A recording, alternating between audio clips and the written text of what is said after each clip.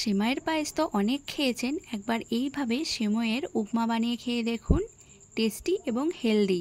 তো চলুন রেসিপিটি দেখে নিই। নমস্কার বন্ধুরা, ওয়েলকাম টু প্রিয়ার রান্নাঘর। নতুন একটা রেসিপি দেখার জন্য সবাইকে স্বাগত। আজকে বানাবো সেমাইয়ের উপমা। তার জন্য এখানে আমি কিছুটা সবজি কেটে নিয়েছি, আর এইদিকে কড়াইয়ের মধ্যে 1 চামচ ঘি গরম করে নিচ্ছি।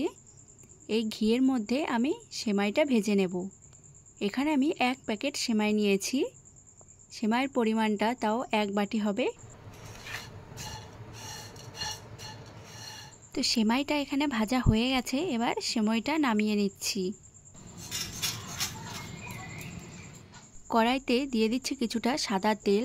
ওই সাদা তেলে আমি চিনেবাদামগুলো ভেজে নিচ্ছি। বাদামগুলো খুব সুন্দর করে ভেজে নিয়েছি। এবার ওই একই কড়াইতে দিয়ে দিচ্ছি কিছুটা সর্ষে ফোড়ন, আর দিয়ে দিচ্ছি পেঁয়াজ কুচি। এখানে কারি পাতাটাও দিতে পারেন হাতের কাছে থাকলে, তাহলে টেস্টটা আরও ভালো হয়। তো পেঁয়াজটা এখানে হালকা নরম হয়ে গেছে। এবার এর মধ্যে আমি দিয়ে দিয়েছি কাঁচা লঙ্কা কুচি। এবার দিয়ে দিচ্ছি একটা টমেটো কুচি,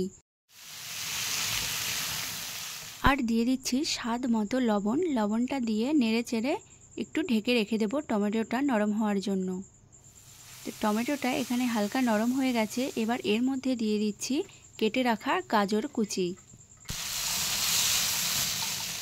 আর দিয়ে দিচ্ছি সামান্য পরিমাণে হলুদ গুঁড়ো।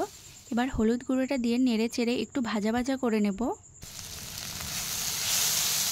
ভাজা ভাজা হয়ে গেলে দিয়ে দিচ্ছি 2 বাটি পরিমাণে জল।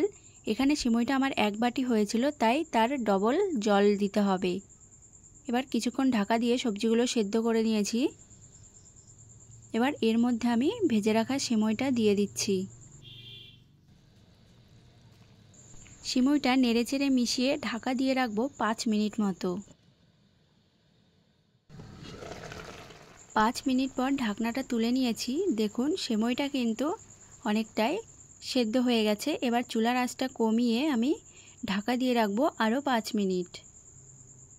তো দেখুন এখানে 5 মিনিট পর সবজিগুলোও কিন্তু একদম পারফেক্টভাবে সিদ্ধ হয়ে গেছে, আর জলটাও অনেকটা টেনে নিয়েছে। এবার আমি এর মধ্যে দিয়ে দিচ্ছি একটা ম্যাগি মশলা।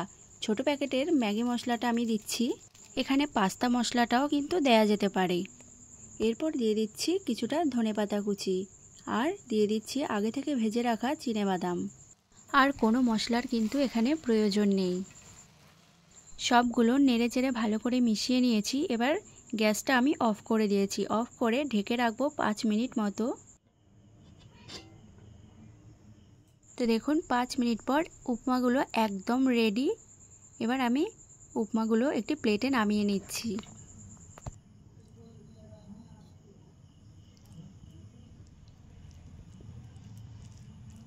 একঘেয়ে সেমাইয়ের পায়েস না খেয়ে একবার এইভাবে সেমাইয়ের উপমা বানিয়ে খেতে পারেন। খেতে দারুণ টেস্টি এবং হেলদিও। তো রেসিপিটি কেমন লেগেছে অবশ্যই কমেন্ট করে জানাবেন, আর যদি ভিডিওটি ভালো লেগে থাকে চ্যানেলটি অবশ্যই সাবস্ক্রাইব করে দেবেন।